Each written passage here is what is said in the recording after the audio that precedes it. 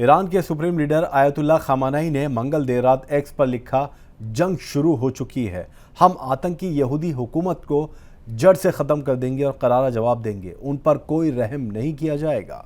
इस ऐलान के बाद ईरान ने इजराइल पर 25 मिसाइलें दागी। ईरान इजराइल के बीच पिछले 5 दिनों से जंग जारी है। अब खामेनी की पोस्ट को जंग का ऑफिशियल ऐलान माना जा रहा है, यानी अब इसे तनाज़े की बजाय जंग कहा जाएगा। कई मीडिया रिपोर्ट्स के मुताबिक जल्द अमेरिका भी इस जंग में शामिल हो सकता है। अमेरिकी सदर डोनाल्ड ट्रंप ने कनाडा से आने के बाद व्हाइट हाउस में नेशनल सिक्योरिटी टीम के साथ एक बैठक की। इसके बाद अमेरिका ने मिडल ईस्ट में और ज़्यादा फाइटर जेट्स भेजने का फैसला किया।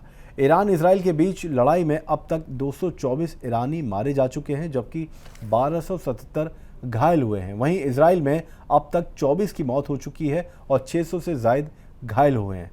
खामेनी के इस ऐलान के बाद पूरे मिडल ईस्ट में खलबली मच गई है। इजराइल में भी हालात बद से बदतर होते जा रहे हैं।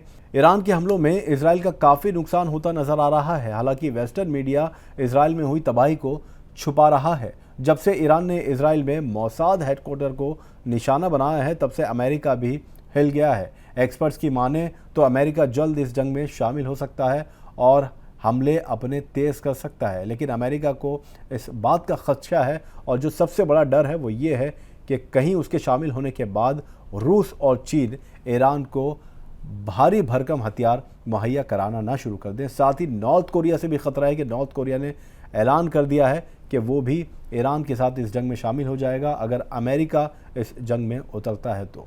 पहली बार इजराइलियों को यह एहसास हुआ है कि जब बम गिरते हैं तो क्या कैफियत होती है।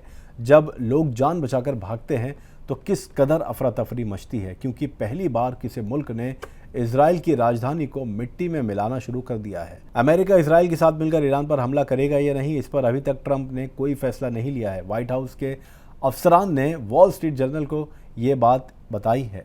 आपको बता दें कि ट्रंप और उनकी नेशनल सिक्योरिटी टीम के बीच मंगल को एक अहम बैठक हुई थी, जिसमें इस पर चर्चा हुई थी। रिपोर्ट के मुताबिक ट्रंप अभी इस उम्मीद में है कि अगर अमेरिका फौजी कार्रवाई की धमकी ईरान को देता है तो ईरान शायद बातचीत की मेज़ पर लौटेगा और अमेरिका की शर्तों को मानेगा।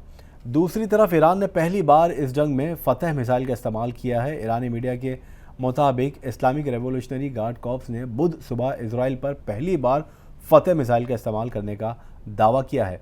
IRGC ने कहा कि ईरान का अब इजराइल के आसमान पर कब्जा हो चुका है। तस्नीम मीडिया के मुताबिक IRGC ने कहा कि फतह मिसाइलों ने इजराइल के एयर डिफेंस सिस्टम को पूरी तरह से भेद दिया है और बार बार उनके सुरक्षित ठिकानों को निशाना बनाया है। बयान में यह भी कहा गया है कि यह हमला इजराइल और उनके साथी देशों को ईरान की ताकत का सीधा पैगाम है। ईरान ने दावा किया है कि इजराइल इस हमले से खुद को बचाने में पूरी तरह से नाकाम रहा है।